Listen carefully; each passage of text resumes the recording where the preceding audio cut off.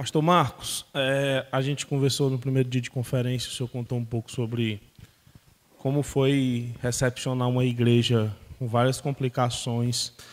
E aqui eu tenho uma pergunta, eu sei que o senhor não gosta muito de casuística, o senhor, quando eu falo, o senhor dá um passo para trás, vejo que o senhor gosta muito de trabalhar com princípio geral, mas eu queria saber como é o proceder de um pastor quando ele chega numa igreja e ele se depara com uma situação um pouco mais delicada, como, por exemplo, uma pessoa de idade avançada que já está ali, talvez, na igreja há muito tempo, mas tem algum costume enraizado por conta do tempo.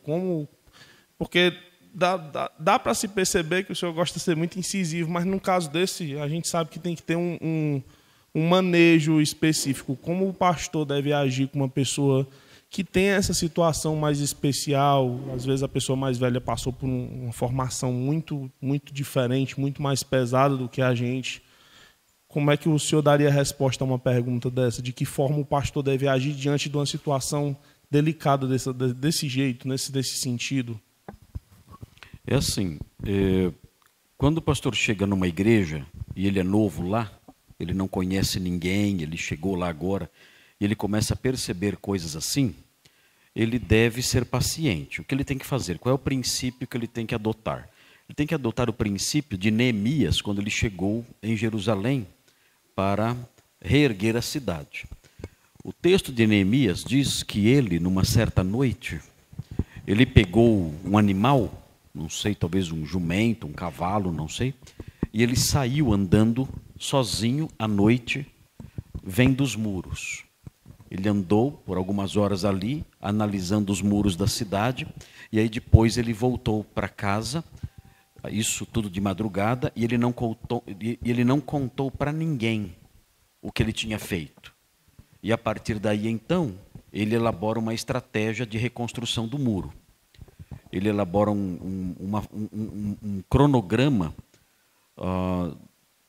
levando em conta as partes mais frágeis, levando em conta as necessidades maiores e levando em conta a proximidade das famílias dos pontos do muro que precisavam de reparos.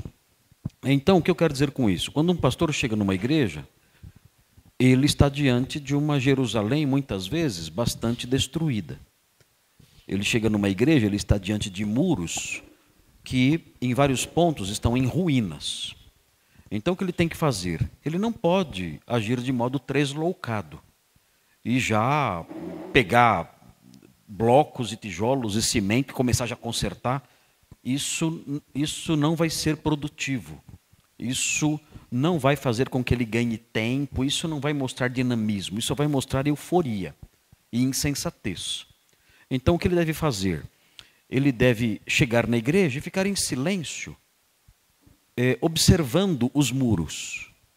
Ele deve dar suas voltas na noite de Jerusalém e verificar os pontos da igreja que precisam de reparos. Quais são os pontos de maior fragilidade? Quais são os pontos em que há uma destruição maior? E ele então vai avaliar as pessoas que são pessoas confiáveis, as pessoas que não são confiáveis, as pessoas que querem transmitir a ideia de que são confiáveis. Então ele vai colher essas informações para si ao longo de um período, um ano mais ou menos. Um ano, talvez 2. Ele tem que ser paciente. E nesse tempo em que ele está analisando os muros da sua cidade, ele deve também, eu recomendaria que ele atuasse no campo do ensino em 2 frentes. A primeira frente seria o ensino doutrinário geral. Fazer uma apresentação para a igreja da teologia cristã como um todo. Mostrar o que é a nossa confissão. Não estou falando da confissão da igreja no sentido dela escrita ali e tudo mais, mas o que é a confissão cristã, o que é a fé cristã. Então ele trabalhar durante vários meses, talvez um ano ou mais, transmitindo doutrinas cristãs para a igreja. Algo que eu usei na minha igreja quando eu cheguei foi o pequeno manual. eu transmitindo teologia cristã para a igreja toda, e tirando dúvidas e corrigindo desvios, porque era uma das partes dos muros que precisavam de reparos. E outra frente de ensino a se atacar seria a eclesiologia bíblica. Então seria bom, por exemplo, explicar primeiro aos Coríntios ou a carta aos Efésios. Então, eu trabalharia nessas duas frentes. Eu faria essa análise paciente e bem comedida e cuidadosa dos muros, e atacaria no campo didático, na teologia como um todo, e especificamente na eclesiologia, especialmente na sua forma aplicada, como aparece em 1 aos Coríntios, e de uma maneira um pouco menos aplicada, como aparece na carta aos Efésios. Mas me concentraria nisso.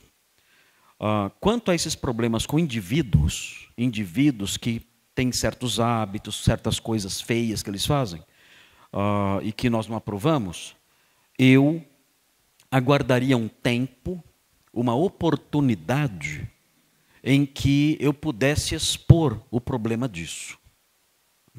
Depois de ter conquistado um certo grau de respeito da igreja por meio dessas coisas que eu mencionei antes. E avaliaria a reação da pessoa. A pessoa teria já condições de saber, o pastor está falando comigo. Eu já recebi informações acerca do que é a eclesiologia bíblica, inclusive o papel desse homem aqui, e quem o colocou aqui, por que ele está aqui. Então, eu conversaria com essa pessoa, depois desse período, e veria a reação dela qual é. Se ela se mostrar incorrigível, e o que ela faz, eu não sei o que você tinha em mente, e o que ela faz realmente é pecado, é errado, não é pecado, é algo que incomoda. Na verdade, são decisões. Essa pessoa, por exemplo, vou entrar um pouco, mas sem levar ao caso propriamente dito. É uma pessoa que já tem uma certa idade, que veio de uma geração passada, sim, com costumes de não fazer utilização de coisas como, por exemplo, uma bateria. Tá. Porque na época dela era visto de uma forma diferente, mas é algo que já foi incorporado no louvor de praticamente todas as igrejas, sem problemas nenhum, e até porque não tem nada na Bíblia esse é um problema que eu não daria tanta atenção. Não daria atenção, deixaria... Não, eu explicaria para a pessoa, olha, irmão, isso aí é algo secundário, o irmão tem que lidar com isso com uma dose de amor. Uma dose um pouquinho maior de amor e de paciência. Isso não há como ficar mexendo nisso e gastar o meu tempo, minhas energias lidando com essas coisas secundárias. Não daria tanta atenção para isso. Agora, se o problema é a visão equivocada da igreja e tudo mais, isso reflete na prática, aí seria diferente. Aí eu teria que corrigir a pessoa com mais severidade. Pronto, né? Aí aproveitando já, levando para esse caso aí, o senhor faria uma correção ao indivíduo, depois de todo esse processo. Ao indivíduo. Quando eu fui tratar do primeiro caso de disciplina da minha igreja, eu não tinha uma liderança espiritual, não tinha pastores nem diáconos. Eu tinha só uma liderança estatutária, administrativa. E o que aconteceu? Eu convoquei a igreja para dar o terceiro passo de Mateus 18. Leva-o à igreja. Eu convoquei a igreja para isso. E um senhor de idade me procurou e disse assim para mim, com essas palavras: eu quero saber com que autoridade o senhor convoca a igreja para uma reunião sem conversar com a diretoria estatutária da igreja. Eu falei: o senhor quer saber com que autoridade? Pois eu vou lhe dizer com que autoridade eu faço isso. Mas primeiro eu quero dizer para você que a diretoria estatutária não tem autoridade nenhuma no ministério pastoral, nenhuma. A diretoria estatutária, ela funciona apenas na igreja como um órgão para o funcionamento da pessoa jurídica, chamada Igreja Batista Redenção, com o seguinte CNPJ. É para isso que ela serve. Ela não é bíblica, ela não é uma diretoria espiritual. O único líder espiritual da igreja, até o momento, nós não temos pastores mais nenhuns, não temos diáconos nenhuns, só eu sou o líder espiritual da igreja. Então eu faço isso com a autoridade que o Espírito Santo me deu quando ele me colocou aqui. De acordo com Atos 20, que me colocou aqui foi o Espírito Santo. E é com essa autoridade que vem dele que eu convoco a reunião e vou convocar quantas forem precisos sem autorização de ninguém. Eu convoco, eu sou pastor e vocês têm que obedecer. É essa a resposta que eu dei para ele. Ele assustou, E eu disse a ele, olha, o senhor tem que saber distinguir as coisas. Uma coisa é a liderança estatutária, que não tem nada a ver com a igreja. É a liderança da pessoa jurídica, que existe porque a igreja existe como pessoa jurídica. Outra coisa é a liderança pastoral e bíblica e espiritual. Que até o presente, até o momento, só tem uma pessoa nessa liderança. Até o momento, sou eu. E eu vou convocar quantas vezes for preciso com base nessa autoridade que o Senhor me deu. Ele entendeu a distinção, pediu desculpas e veio na reunião. Então, isso, claro, varia. Eu não vou responder desse jeito para qualquer pessoa. Depende do modo como eu sou abordado. As pessoas têm que entender que o pastor ele tem que ser tranquilo, respeitoso, brando, mas ele não é uma florzinha de Jesus. Ele não é. Ele usa calças. Eu honro as calças que eu visto. Eu uso calças e honro as calças que eu visto. Então, se alguém chega para mim, desafiando a autoridade que o Senhor me deu, crescendo em cima de mim, querendo me diminuir ali e colocar em xeque a autoridade que eu tenho na igreja, ela terá uma resposta à altura disso. Não será mais grave, nem menos grave, mas será à altura disso. Então é assim que eu tratei com essa pessoa e corrigi. E ele pediu desculpas, veio às reuniões e nunca mais questionou isso. Nesse caso, acho que foi preciso o modo como ele chegou sobre mim, eu creio que requereu essa força mais intensa. E funcionou. E funcionou e o problema foi resolvido. Nunca mais ele me questionou nesse campo.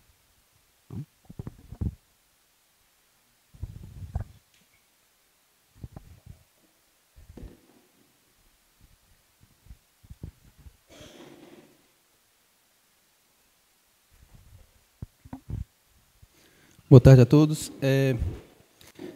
Em 1 Timóteo, capítulo 3, versículo 6, diz a respeito das qualificações dos bispos, diz, não seja neófito, para não suceder que se ensoberbeça.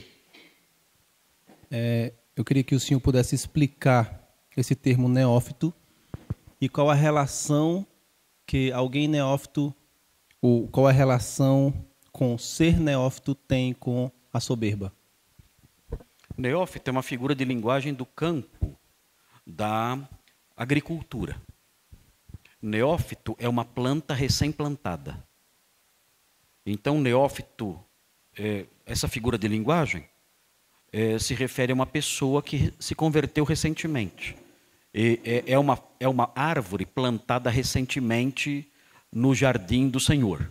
Então, é um novo convertido. Então, o texto diz que o pastor não pode ser um novo convertido. Por quê?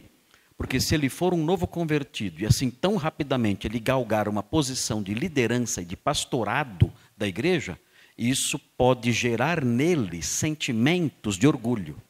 Ele vai dizer, tais irmãos estão na igreja há tantos anos e ainda são membros comuns. Eu cheguei faz 6 meses e já sou pastor da igreja.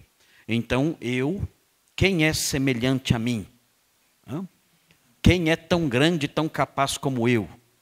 Em poucos meses, em poucos anos, eu galguei uma posição elevadíssima, coisa que outros que estão aqui há anos e anos, talvez décadas, nunca chegaram a galgar.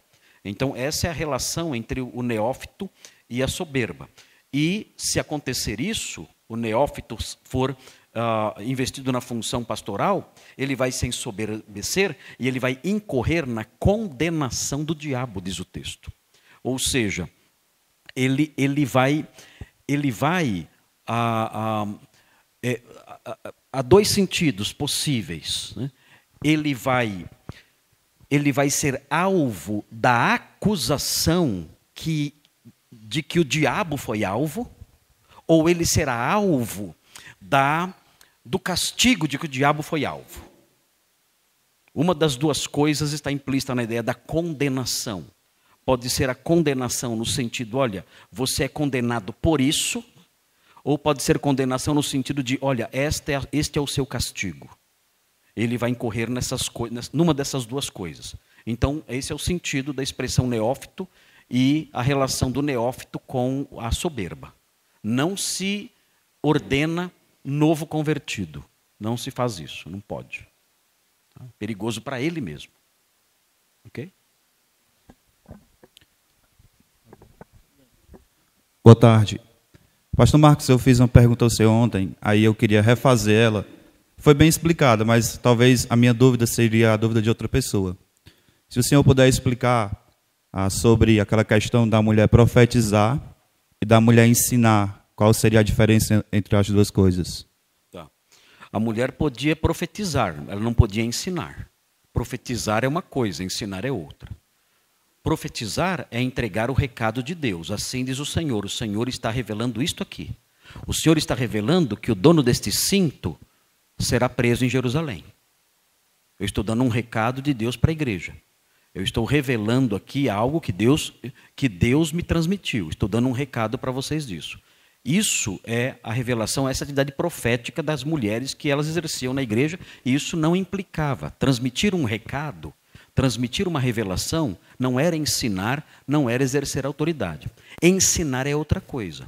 Ensinar é o seguinte, olha, eu quero aqui ensinar para vocês alguma coisa, vocês não sabem, sentem-se então, porque vocês vão aprender comigo uma lição que vocês ainda não sabem. Eu sei e vou transmitir para vocês isso, uma lição nova, uma doutrina, enfim, e eu quero explicar isso para vocês porque vocês não conhecem.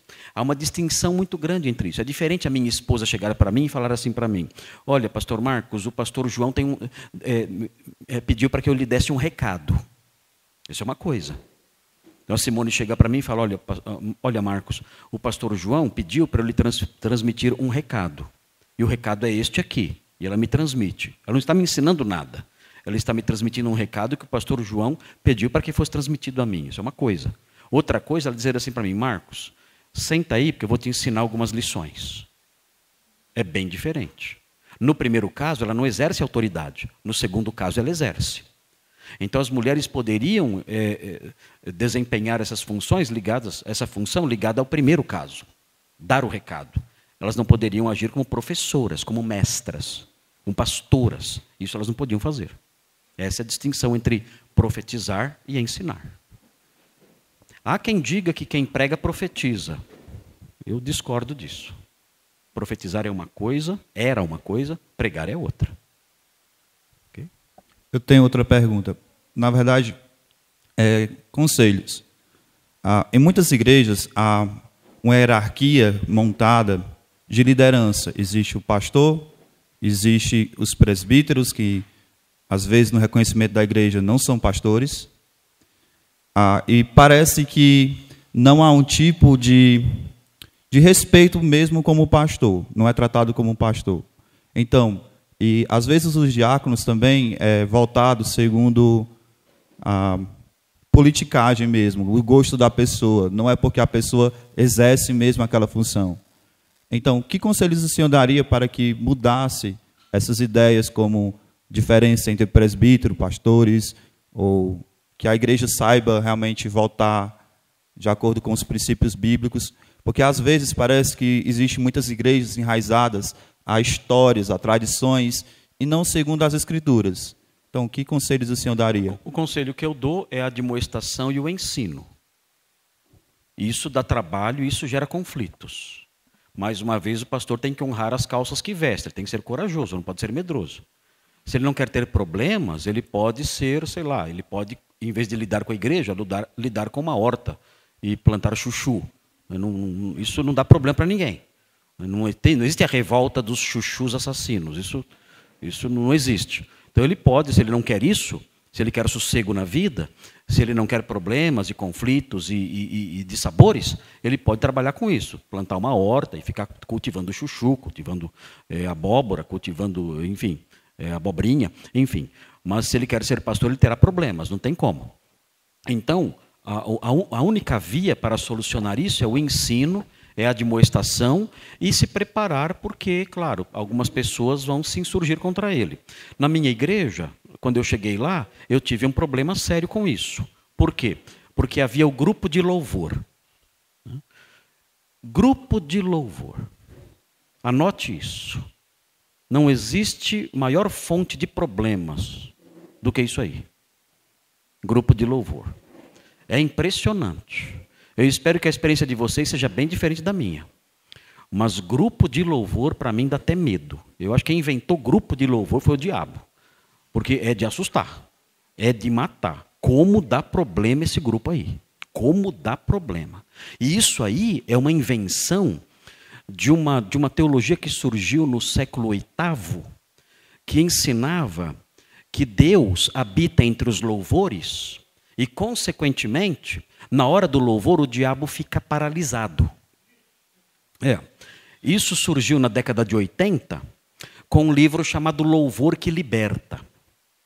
E com outro livro chamado Seu Destino é o Trono.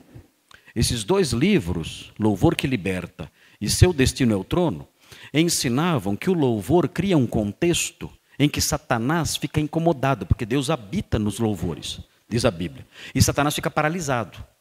Então aconteceu, com isso em mente, criaram-se os grupos de louvor e o momento de louvor. Você pega a liturgia de algumas igrejas, tem lá, momento do louvor. Isso não existia antigamente.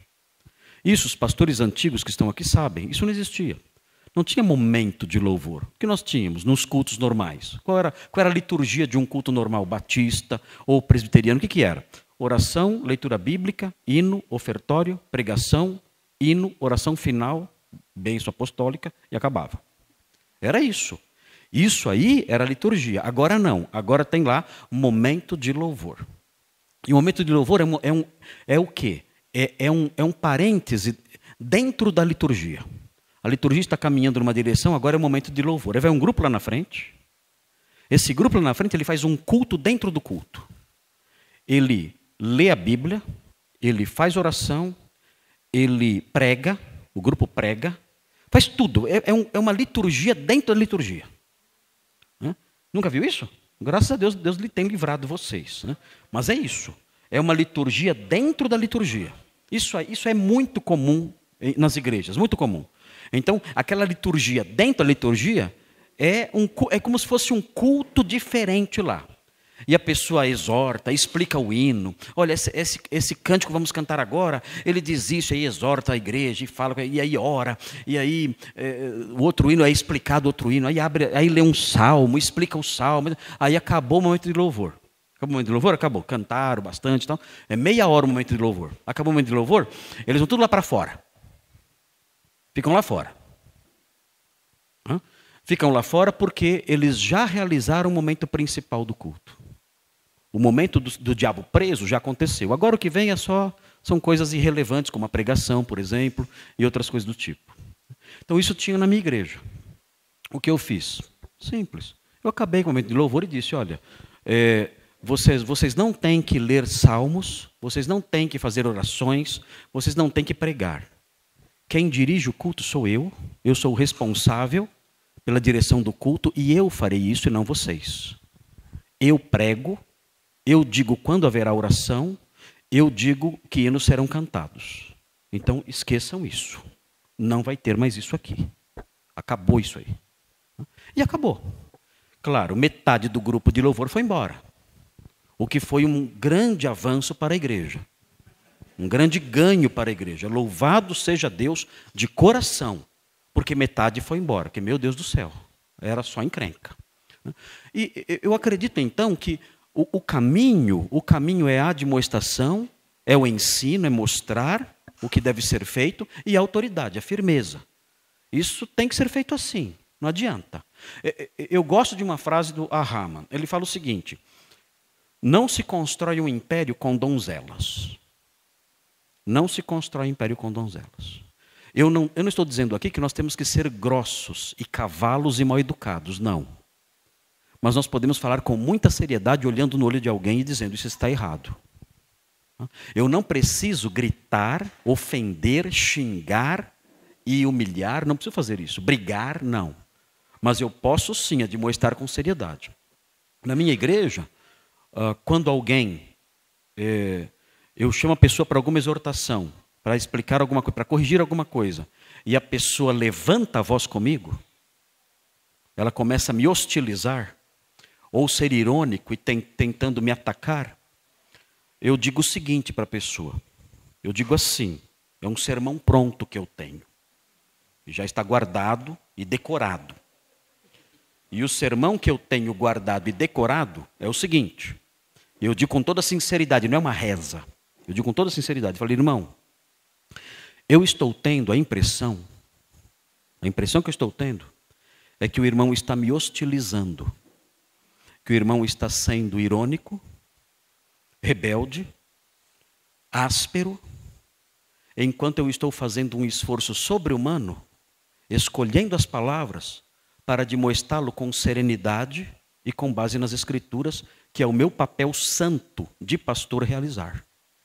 E eu estou percebendo, note bem, pode ser uma impressão minha, eu estou percebendo uma postura hostil, rebelde, áspera e agressiva. Agora, eu vou lhe fazer uma pergunta, porque pode ser apenas uma impressão. E é assim, se for apenas uma impressão, eu peço que você me desculpe por ter julgado você mal. Mas se não for uma impressão, se você realmente está me hostilizando e sendo rebelde e grosseiro com o seu pastor, se isso realmente está acontecendo, então eu vou encerrar essa reunião, eu vou encerrar esse tempo no gabinete e nós vamos resolver essa questão diante da Assembleia. A Assembleia resolverá isso. Eu não vou continuar conversando com você enquanto você tem essa postura. Então a minha pergunta é a seguinte: você está sendo hostil comigo ou é só uma impressão minha?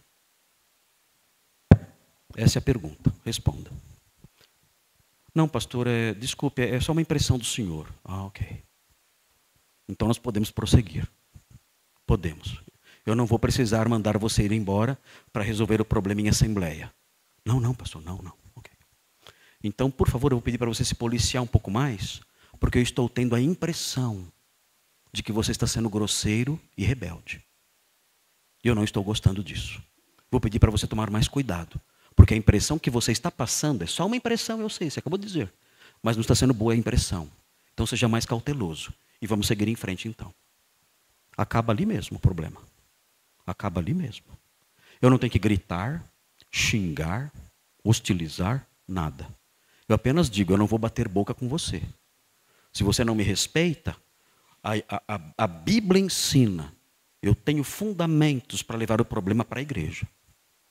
Eu não vou ficar medindo forças com você. Eu não tenho que gritar, bater na mesa, nada disso. Eu tenho condições e fundamentos para levar o problema para um outro nível. E nós encerramos a conversa aqui mesmo. Eu nunca precisei levar para a Assembleia. Nunca. Sempre disseram, não, pastor, desculpe. Não, pastor, eu estava sendo sim, mas por favor, não leve para a Assembleia, eu vou mudar, vamos conversar, por favor, me perdoe, eu não queria transmitir isso, eu fiquei nervoso. Não tem problema nenhum. Agora me ouça então com brandura e docilidade, porque eu não quero interromper a reunião e levar para esse caminho. E funcionou até hoje. Nesses anos todos, essa minha abordagem, ela tem funcionado. Com o passar dos anos, queridos, esses problemas diminuem. Porque ninguém gosta de ouvir esse sermão duas vezes. Então os anos passam e as pessoas, elas começam a nos conhecer. Elas começam a entender como nós trabalhamos. E eles começam a conhecer os seus próprios limites. E quando chegam os mais novos, é como a criança que nasce numa casa em que o filho mais velho já passou por algumas experiências com os pais. O filho mais velho fala para o irmão mais novo, não entra nessa que vai ser treta para você. Eu sou filho há mais tempo, eu sei como que é. Então isso acontece na igreja. Os membros mais novos que chegam, os mais antigos dizem, olha, isso aí eu já conheço. Não é amigo, não é bom. O pastor vai te chamar. E se ele te chamar, olha, o conselho que eu lhe dou, procure ser brando, ele vai te chamar com toda educação, procure ser assim também, porque não é legal. Então isso acaba se espalhando. E aí a igreja entra numa fase, num período de tranquilidade. Olha, sem brincadeira, esse discurso que eu falei agora, eu acho que eu não pronuncio esse discurso para ninguém da minha igreja há pelo menos uns 8 anos. Que eu não tive necessidade de falar assim com alguém. Uns 8 anos, pelo menos, por baixo.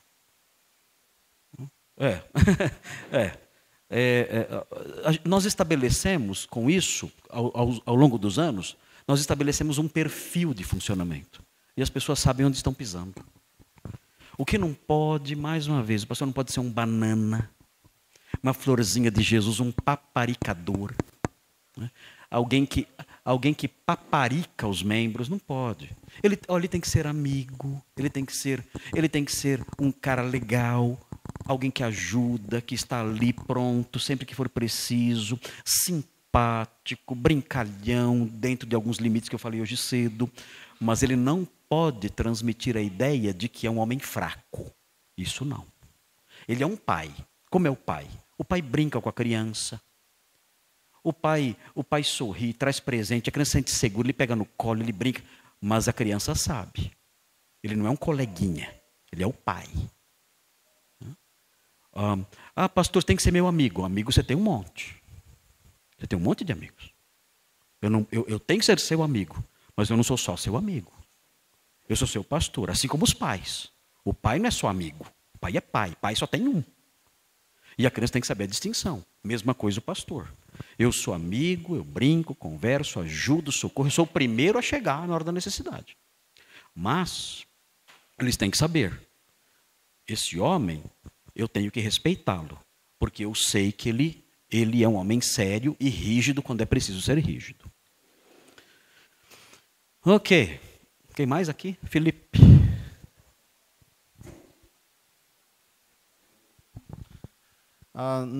Em uma das mensagens o senhor falou sobre a importância de levantar pastores na própria igreja, né? Os pastores estão dentro da igreja e eu creio que você evita muito problema trazendo um pastor de fora, levantando da própria igreja. Mas há situações em que você procura trabalhar com aquele grupo de homens para que alguém seja levado a entender um chamado, mas você trabalha por anos e ninguém levanta-se. E a igreja precisa de pastores, e você crê que deve se levantar da igreja, mas há homens que lhe ajudam, mas não querem receber o título, não querem ter esse cargo em si. Então, o que fazer numa situação como essa? Aí, nesses casos, aí tem que abrir essa exceção, que não é errado, não tem jeito. Não tem jeito. Lembra de Barnabé, o que ele fez em Antioquia? Ele correu até Tarso e trouxe Saulo. O próprio Barnabé era de fora, ele era de Jerusalém, ele foi até Antioquia, viu ali a necessidade ali, ele viu que estava havendo um grande número de conversões, e ele falou, vou me fixar aqui para ajudar os irmãos, e foi chamar Saulo de Tarso para compor ali uma dupla, né, de mestres. Depois, em Atos 13... aparece o colégio todo, né, de profetas e de pastores ali e tal. Mas, a princípio, a necessidade foi essa. A necessidade foi vir alguém de fora e buscar alguém de fora. Então, aí não tem jeito. A minha pergunta também sugere, porque eu digo por mim mesmo, às vezes dá um senso de frustração. Você trabalhar, tenta ensinar. Eu estou até, de fato, ensinando o livro de Atos na escola dominical. Sim. O senhor também está fazendo isso. E eu estou nessa parte aí, estou no 14. Sim. Eu me sinto, às vezes, frustrado em não ter assim, uma resposta de homens para o ministério, mas também é um chamado de Deus. Sim. E tem que tentar descansar nisso. Né? Nós não podemos elevar a categoria de norma aquilo que é algo mais descritivo. Né? Então, eu não posso dizer, não, é proibido chamar alguém de fora. Não é isso. Longe de dizer isso, porque nós temos na Bíblia exemplos de pessoas de fora que chegaram ali. O apóstolo Paulo deixou Timóteo em Éfeso, deixou Tito em Creta. Por esta causa te deixei em Creta. Deixou lá, era alguém de fora. Então nós não podemos proibir isso. Mas o ideal, pelo que eu vejo, na própria carta de Tito e em Atos 14, o que nós vemos é isso, é a própria congregação produzindo ali seus presbíteros. Se há uma realidade específica de uma comunidade local em que isso não é possível, não acontece, então temos que buscar ajuda de fora, como Barnabé fez ali. Isso acontece muito, eu ouço falar bastante disso em comunidades de indígenas, igrejas indígenas. A dificuldade de encontrar um pastor índio ali, que possa exercer o pastorado ali na igreja como índio que é, a dificuldade que tem de treinar alguém ali para isso. Às vezes missionárias têm dificuldades, porque elas se tornam as pastoras. E ela diz, e a missionária com a visão bíblica, ela diz, eu não quero ser pastora. Eu preciso de ajuda, eu não estou conseguindo treinar os índios e eu não posso pastorear. Então aí pede socorro, manda um pastor para cá. Então são casos que alguém vindo de fora é algo absolutamente necessário e legítimo, não tem problema. Então se enfrenta-se esse problema, vai alguém de fora.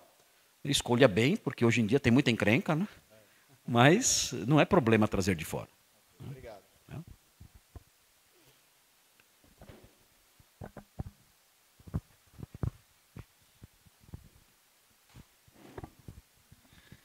Pastor, eu estou até com um pouco de receio em fazer essa pergunta, talvez seja um pouco polêmica, mas vou fazer mesmo assim. 1 Timóteo 3, ainda nas qualificações dos bispos, e em Tito 1 também diz que ele não deve ser dado ao vinho. O que é que isto significa? Que ele não deve ser dado ao vinho. Então, ele não pode ser alguém dado a excessos na área da bebida. Porque assim, o cristianismo não é uma religião abstêmia. Não é. Você dizer que Jesus não transformou água em vinho, mas suco de uva, é você fazer uma declaração, assim, desculpe, mas é um atestado de ignorância dizer isso para alguém. Isso é absolutamente insano dizer isso. O vinho era uma bebida usada ali pelos cristãos normalmente. Não havia suco de uva, não havia essas coisas. E não há na Bíblia nenhuma proibição para o uso do vinho. Nenhuma. O que a Bíblia proíbe é a embriaguez. Quando a palavra aparece aí, dado ao vinho, a palavra que aparece é a palavra grega, paroinos. O que é paroinos? É alguém que tem o vinho do lado. Ele está... Toda a foto dele, ele aparece com uma garrafa. Um litão. Já está no squeeze, está lá. Ele é, na nossa linguagem, ele é o amigo do copo. Caranguejo. Ele é o amigo do copo. Ele está sempre... Ele é o companheiro da bebida. Ele bebe o tempo todo, ele está sempre bebendo. Então, a Bíblia condena isso, essa proximidade, o homem que está ali ao lado do vinho, ao lado da garrafa o tempo todo, sempre está bebendo, sempre ali com um copinho na mão, sempre ali com uma garrafinha, sempre ali na foto no barzinho. Isso desqualifica para o ministério. Então, esse homem, ele não pode ser pastor. A Bíblia proíbe isso aí. Agora, eu sei porque você disse que pode criar polêmica. O que cria polêmica é se nós devemos ser totalmente abstêmios. Na Bíblia, no Novo Testamento, não há proibição, não há um ensino de que devemos ser totalmente abstêmios. Não há esse ensino. Eu não posso disciplinar alguém porque ele tomou um copo de vinho. Eu não posso exortar alguém porque ele tomou uma taça de vinho. Eu não posso fazer isso. Mas eu recomendo na minha igreja, aos meus irmãos, eu ensino aos meus irmãos, e eu aplico isso a mim também, a total abstinência. Eu sou abstêmio. Eu não tenho bebida em casa. A Simone compra bebida para fazer aquele vinho, para fazer tempero, né? Molho, essas coisas ela faz, né? Eu como o molho, eu fico meio assim, mas passa, né? Mas assim, o vinho que nós compramos em casa é aquele vinho de 5, 6 reais para fazer o molhinho lá. Agora, se eu chego na casa de um irmão e eu vejo que ele tomou um copo de vinho, eu não condeno por isso. Eu não condeno por isso aí. Por quê? Porque a Bíblia fala que nós não podemos condenar alguém por comida ou bebida. Nós não podemos fazer isso. Isso é essa abstinência completa e essa condenação por causa de comida ou bebida é coisa do gnosticismo do século II. No século II existiam seitas gnósticas que faziam a ceia do Senhor com pão e água, porque impunham a total abstinência. Por causa disso, Paulo diz, ninguém vos julgue, a palavra julgar aí significa julgar com condenação. Ninguém condene vocês por causa de comida ou bebida. Qual era a bebida que era condenada? A água? Só tinha duas. A água? Não, era o vinho. Ele diz, ninguém condene vocês por causa de comida ou bebida, o que inclui aí o vinho. Então, ele era contra essa ideia de abstinência total, porque o vinho dá prazer. E o gnóstico era contra o prazer corpóreo. Então, a abstinência gnóstica estava ligada a isso, ao prazer corporal. Porque para o gnóstico o corpo tem que sofrer. E o vinho dá prazer corpóreo. Então, isso passou para o cristianismo de algum modo, não sei como isso passou para o cristianismo, mas existem pessoas que dizem, se você tomar um copinho assim de cerveja, você perde a salvação, vai para o inferno e tudo mais. Isso não existe. Agora, por que então eu sou abstêmio? Eu sou abstêmio porque no Brasil, o álcool está fortemente associado à vida sem eira nem beira, à bagunça, à mulherada, à farra. É impressionante. Exatamente. Então eu não quero ser confundido com esse perfil. O álcool no nosso país tem uma forte conexão com isso, com farra, com bagunça, com baderna, com baladas, né? Mulheres, carnaval. Né? Então, por causa disso, eu não bebo nada. Então, e por outro motivo, por esse motivo, por causa da cultura que vivemos, eu não quero ser associado com isso. E, segundo lugar, porque há irmãos que não entendem assim e se escandalizam. E a Bíblia fala, se meu irmão se escandaliza, eu nunca mais vou comer carne. E há irmãos que se escandalizam. Então, por causa desses dois motivos, eu sou abstêmio. Agora, a bebida em si, o Novo Testamento não proíbe. Tá bom? Talvez essa tradução ela não expresse muito bem o sentido do texto no grego, né?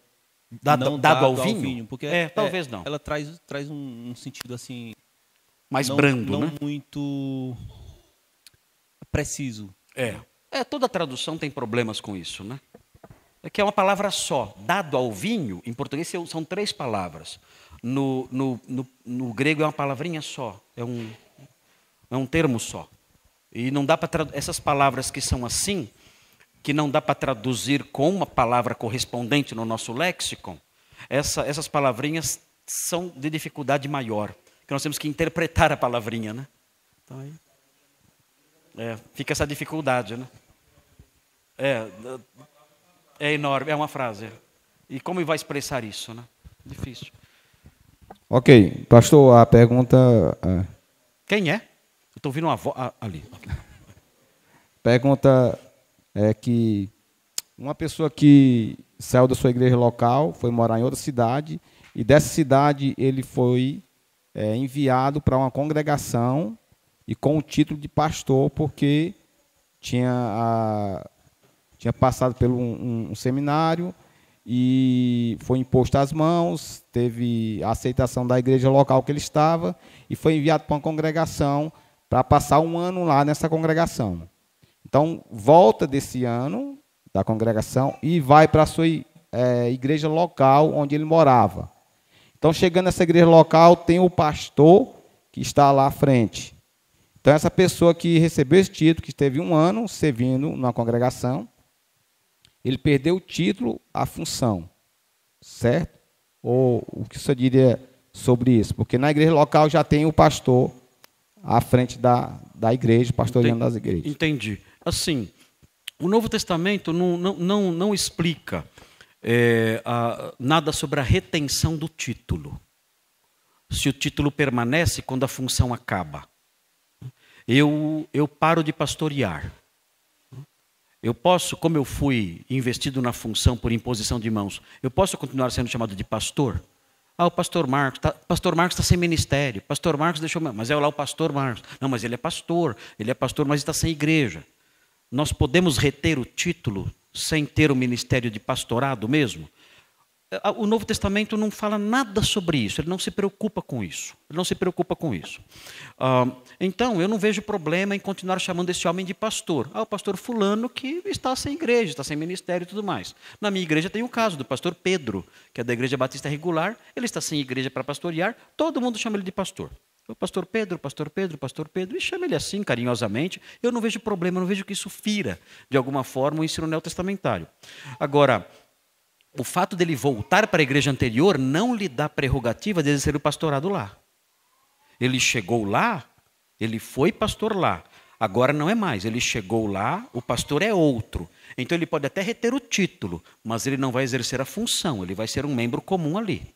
Ele não pode chegar dizendo, não, eu sou pastor e cheguei. E daí?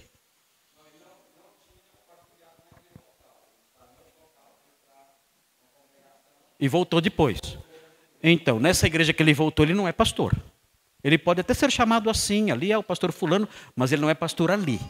Para ele ser pastor ali, a igreja tem que querer que ele seja pastor ali. Tem que investi-lo na função ali, como pastor ali, naquele local. Tá?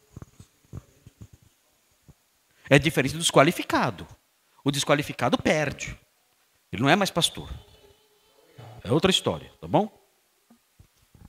Quem mais aqui? Ali depois aqui. Okay.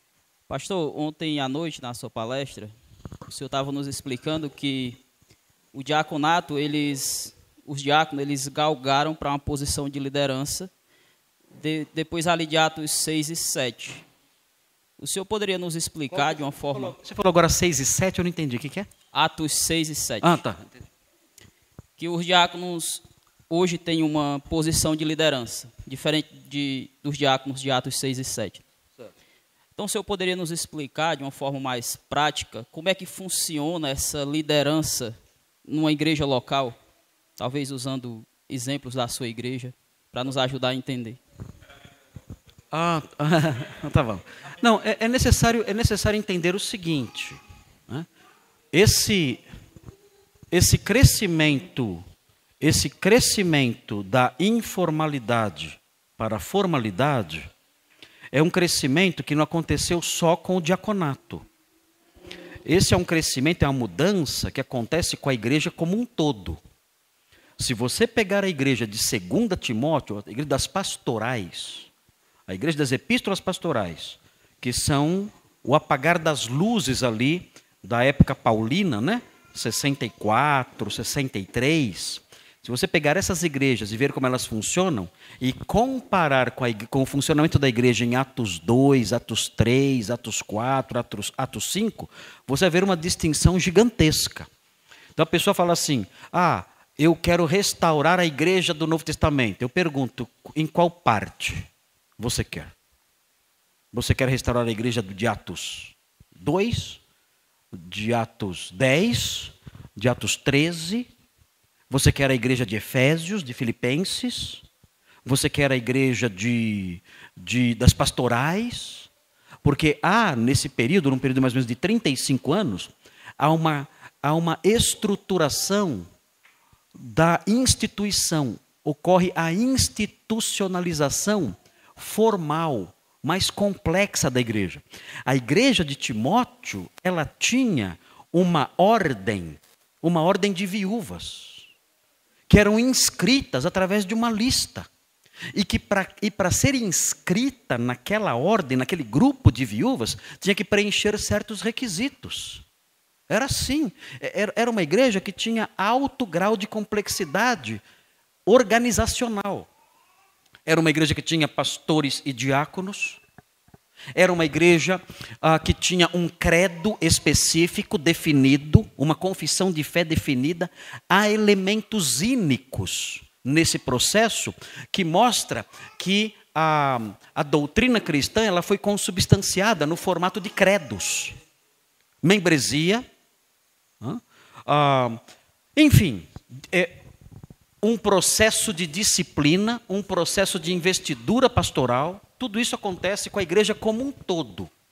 Então, esse crescimento não aconteceu, esse crescimento da informalidade e da baixa complexidade no rumo da complexidade maior e da formalização da instituição, funcionando com normas, com regras e com liderança e tudo mais, isso existe em toda a igreja. Parte disso é o diaconato. Então, o diaconato em Atos é um grupo de assistência social. Eles não são líderes, nada. Mas quando nós chegamos nas pastorais, é exigido deles algo que se assemelha praticamente quase 100% ao que é exigido dos pastores. E já Filipenses, 2 anos antes, os coloca como uma classe distinta. Bispos, diáconos e os santos em geral. Então esse crescimento aconteceu. E eles se tornaram líderes, até pelos requisitos que são exigidos deles. Aí vem a pergunta, mas o que o diácono faz? Se ele não é um pastor, ele não é pastor. Ele não vai pastorear. O que ele faz então? O Novo Testamento não tem lá uma listinha de tarefas de diáconos. Uma coisa que eu sei que eles fazem, que persiste à luz do começo da instituição, dos aspectos embrionários ali, da instituição no seu tempo embrionário, é o socorro dos carentes. Isso, sem dúvida, os diáconos persistem fazendo. Então, na minha igreja, por exemplo, eu tenho 23 pessoas, no meu hall de membros, eu tenho 23 pessoas que são pessoas em situação de vulnerabilidade financeira. Eles não estão na pobreza, na miséria, passando fome, não. Mas são pessoas que são vulneráveis nesse campo. Então, o que acontece? Eu tenho meu grupo de diáconos e eu dou esses 23 nomes para eles e digo, vocês vão monitorar esses 23 que são vulneráveis nesse campo. E vão verificar se eles estão tendo mantimento, remédios, se eles estão precisando realmente de algo ou não. Essas pessoas, até o momento, esses 23, na pandemia, nós tivemos que socorrer 10. Os outros 13 disseram, nós não precisamos. Desses 10 que tivemos que socorrer na pandemia, o socorro foi pontual. Eles logo disseram, olha, está tudo bem, não precisamos mais. Desses 10, então, somente uma pessoa persiste como alguém que precisa de ajuda constante, que é uma senhora viúva, que perdeu o emprego e tem mais de 80 anos.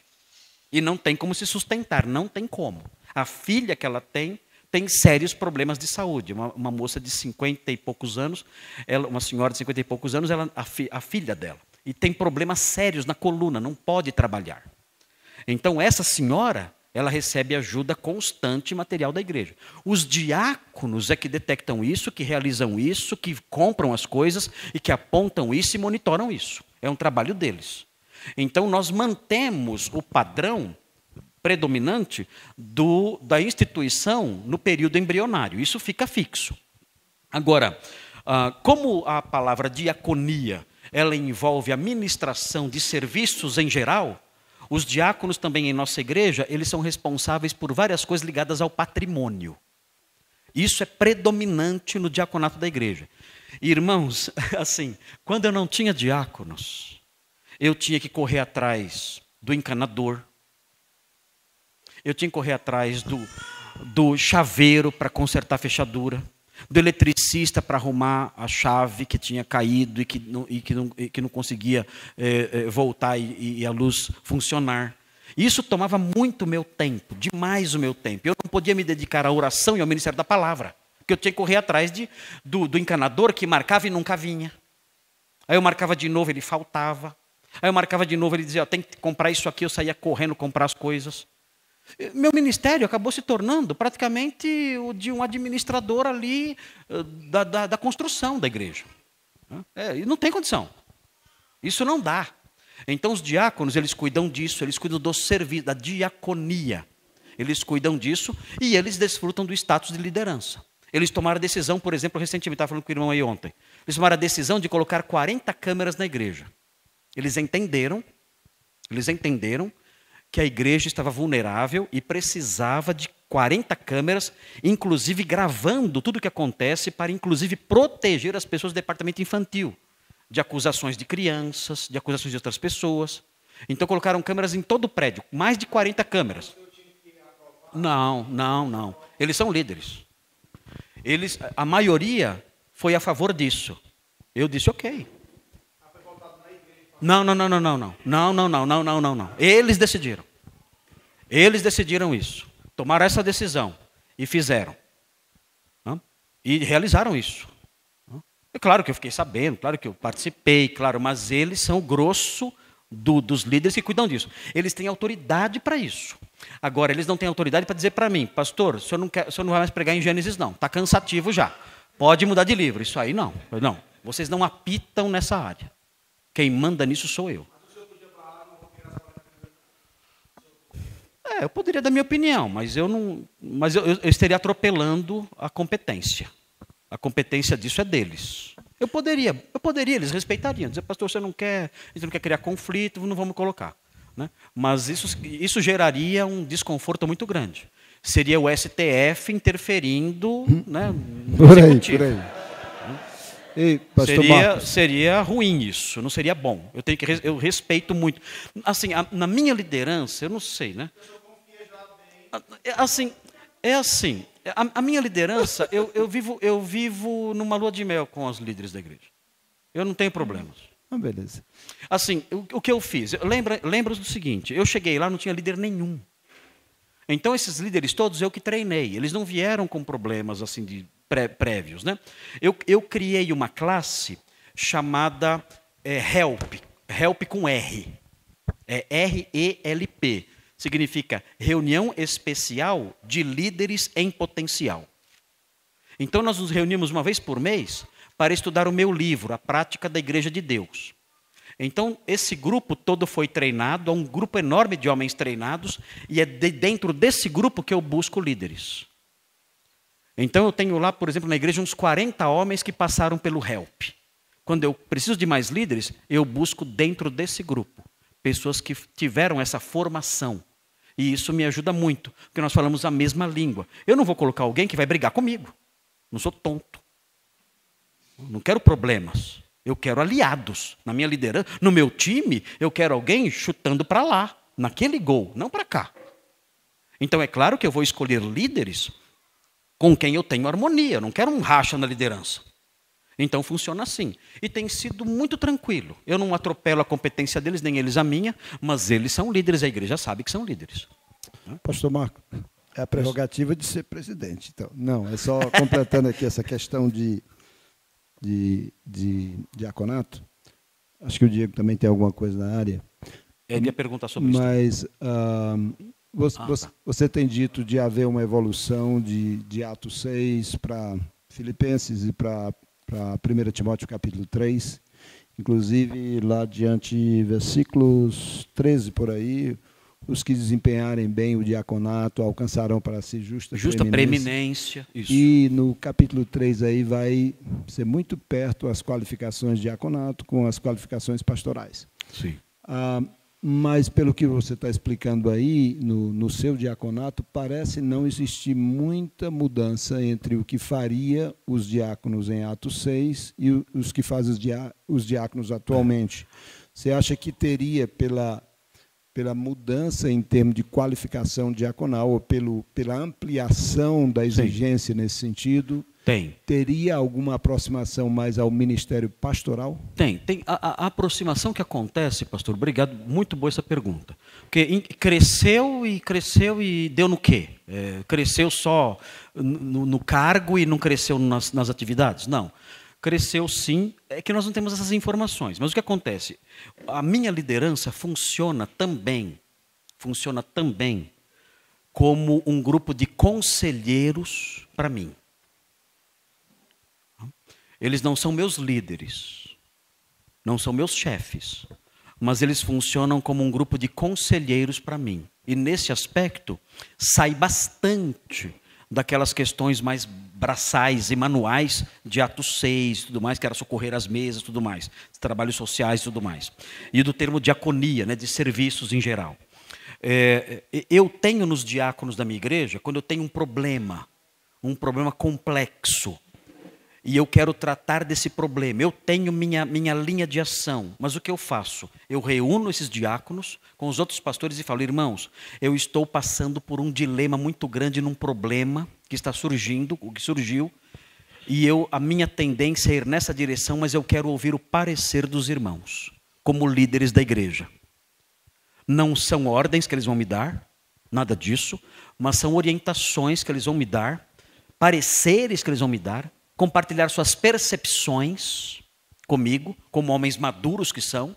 Eles preenchem as qualificações de 1 Timóteo 3, não são quaisquer homens. São homens de vida magistral. São homens que são exemplos na igreja, todos eles. Os meus diáconos, todos eles são exemplos na igreja, de vida, como pais de família, como homens, como crentes. Então, quando eu peço conselho para eles, eu sei quem eu estou ouvindo. E eles então dizem: pastor, nós acreditamos que isso aí não pode esperar muito, não. O senhor está dizendo aí para esperar algum tempo, que o senhor acha que é melhor esperar um tempo.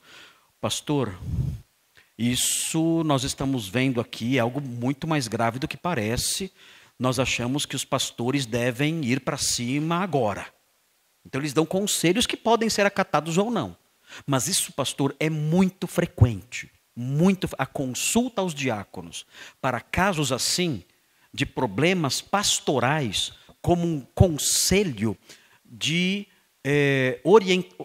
como um conselho de consultas. Aquela ideia, né? Na multidão de conselheiros há sabedoria, e são irmãos, são crentes, são homens sérios.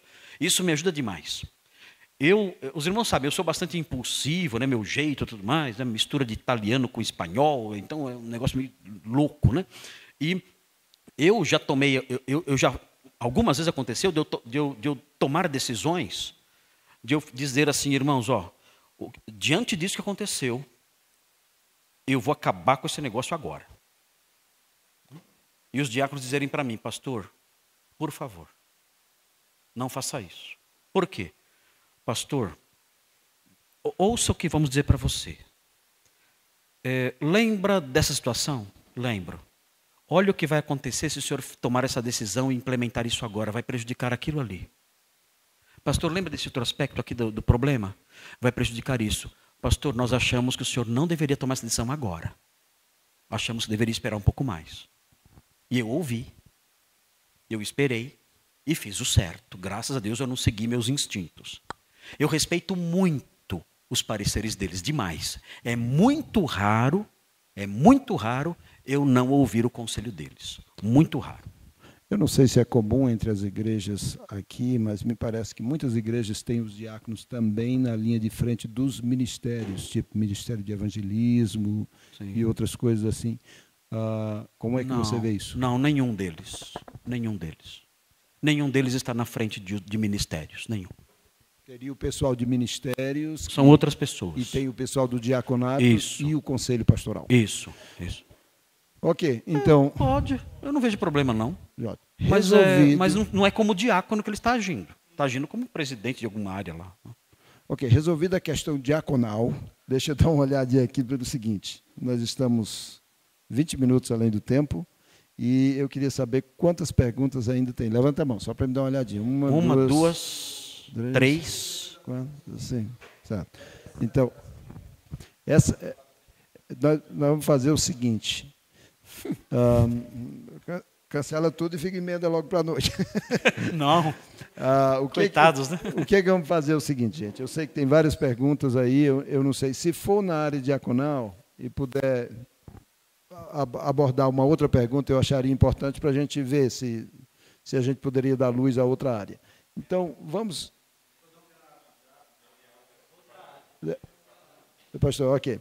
Então, de qualquer maneira, qual é a ordem? Porque eu acho que nós vamos só com 2 perguntas aqui. A ordem de quem estava? Você estava aqui na frente, quem era outra pessoa?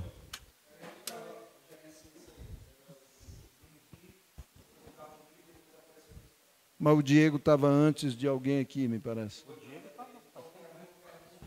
Mas aí ele voltou atrás, disse que não foi respondido, né? Você queria? A outra tu pergunta no próximo ano, quando ele vier. Não, vamos seguir aqui para 2 perguntas, tá certo? Ok, então quem era a outra pessoa? Tá bom, então vamos aqui. Depois, Diego, eu lhe dou meia hora falando com o Greconato, só você e ele, no confessionário. Tá bom. Pastor, é uma pergunta simples, no sentido seguinte.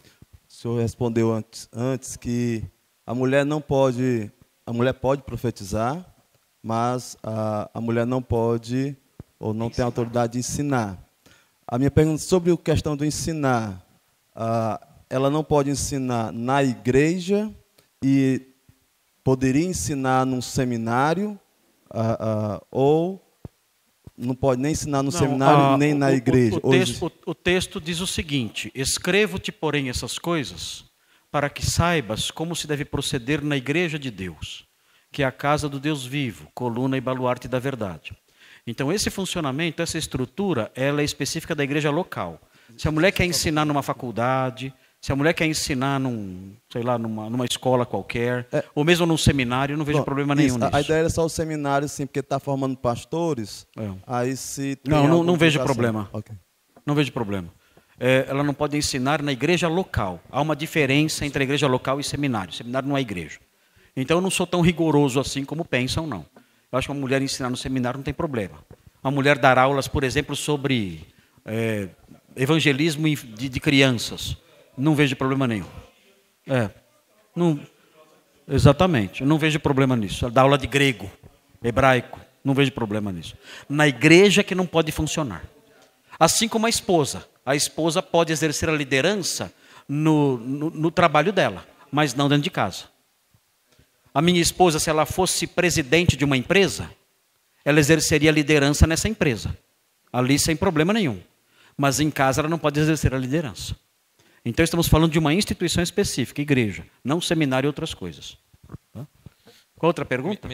Voltou para você. Estava predestinado. É graça. Estava predestinado, não tem jeito. Pastor, a minha pergunta era principalmente sobre a questão do ministério da palavra, né, de nos dedicar à oração e ao ministério da palavra, e o fato do pastor ter que ser apto para ensinar. Eu tenho desenvolvido uma visão a respeito do apto para ensinar, de que isso não significa necessariamente ser alguém que é apto para pregar diante da igreja como um todo. Talvez não seja alguém que é uma pessoa que ensina num nível pessoal ou de um grupo menor, talvez por nervosismo, por falta de experiência, alguma coisa desse tipo. O que você diria dessa visão de ser apto, de uma pessoa que ela não está preparada para se colocar diante da igreja como um todo, mas ela não se pode negar que ela conhece, ela tem habilidades em outros níveis. Eu realmente também não acredito que o texto está se referindo à eloquência. Eu acho que o Paulo não está preocupado com a eloquência aí.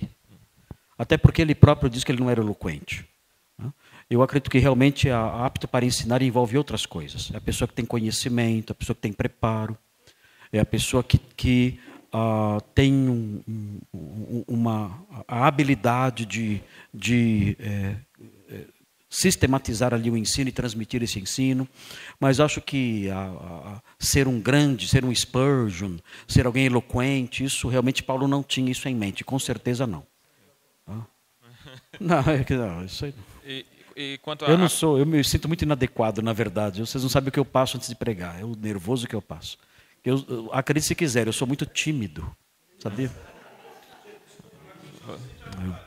Muito. Assim, mas a minha timidez é de um tipo estranho. Eu sou muito tímido com indivíduos, eu não sou tímido com multidões. Se eu estou na frente de uma pessoa, eu fico muito envergonhado. Se eu estou no meio de 1 milhão de pessoas, eu estou nem aí. Então é meio... não é de louco, né? Você acredita em ciclos de tempo para diaconato, ou você acha que é vitalício enquanto não for Boa pergunta. Assim, o Novo Testamento não fala desse ciclo, se o diácono tem que ser, né, se é vitalício, ou se tem que ficar 5 anos, depois reelege e tudo mais. Eu acho que as duas coisas são aceitáveis. Na minha igreja não tem ciclos assim de reeleição, mas eu já pensei em colocar. Por quê? Porque a igreja muda de perfil e as pessoas e os próprios diáconos também mudam de perfil. Então, eu acho que seria uma boa ideia isso. Não implementei ainda porque eu não vi problemas grandes, eu não vivenciei problemas grandes na minha igreja com isso. E vários diáconos que começaram a dar problemas, que mudaram, eles próprios saíram. Então, não tive que fazer eleição para a igreja tirá-los, né? Como tiraria se houvesse eleição. Então, até hoje eu não fiz isso. Mas eu acho que os ciclos são uma boa... algo assim... para ver se a igreja continua querendo. Eu não vejo problema nisso, acho que até melhor do que o sistema que eu tenho adotado, que é de ficar ad infinitum, ali até a morte. Às vezes isso pode dar problemas, né? Eu não tive problemas ainda, assim graves, né? Mas eu acho que eleger novamente seria algo bom. Se bem que a igreja expressa, né, quando não quer mais. Ainda mais uma igreja com 190 pessoas, você começa a notar que o pessoal não está gostando mais de tal perfil, outra coisa. Eu sei que vai acontecer comigo, inclusive. Eu sei que vai chegar uma hora que a igreja não vai mais me querer. Isso eu tenho certeza. Esse é o rumo de todos os pastores. Todos os pastores vai chegar o dia que a igreja não vai querer mais aquele homem ali. Vai dizer, já deu. Isso aconteceu com Paulo. Paulo morreu sozinho. Só Lucas está comigo. Está velho, exatamente. Só Lucas está comigo. Ele ficou sozinho, morreu sozinho. Os excelentes pastores que eu conheci, que foram meus pastores, na velhice morreram abandonados. Embora. Isso para mim é certeza. Vai chegar uma hora que vão dizer, Granconato, fora, some. É o destino. Bom, ok. Vai encerrar as perguntas então? As perguntas vamos encerrar aqui. Eu queria pedir perdão aos irmãos para não poder fazer, fazer todas as perguntas. E aí, hoje à noite, o pastor Marcos vai trazer a última ministração. Isso. Ele já viaja amanhã muito cedo. E a gente, talvez à noite, com outras coisas, antecipadamente, queria muito agradecer o pastor Marcos. Queria aproveitar aqui e agradecer também Esse cara tem feito um trabalho fantástico, aí, filmando direto tudo que a gente tem feito. Tem ajudado bastante aí. Irmãos, eu agradeço muito a atenção e o carinho de vocês. Eu me sinto muito inadequado, eu fico aqui respondendo perguntas. Isso me deixa um pouco desconfortável, porque dá a impressão que eu sou o chefe Shaolin, né? O mestre Shaolin, né? O Jedi, né? O conhecedor da sabedoria infinita, né? Isso não é verdade, por favor. Isso não é verdade. Eu estou compartilhando coisas que eu aprendi, né, na minha vida, normal. Eu quero dizer para vocês com muita sinceridade, né, que eu me sinto muito inadequado, na verdade, para o ministério. Eu me sinto muito inadequado. E no seminário mesmo, ao tempo do seminário, as pessoas diziam assim, esse aí não vai ficar no seminário nem um ano. E eu me formei lá, e fiquei mais 25 ensinando. E diziam, assim, esse moleque não vai ficar nem um ano aqui. Moleque ali, meio perdido, né?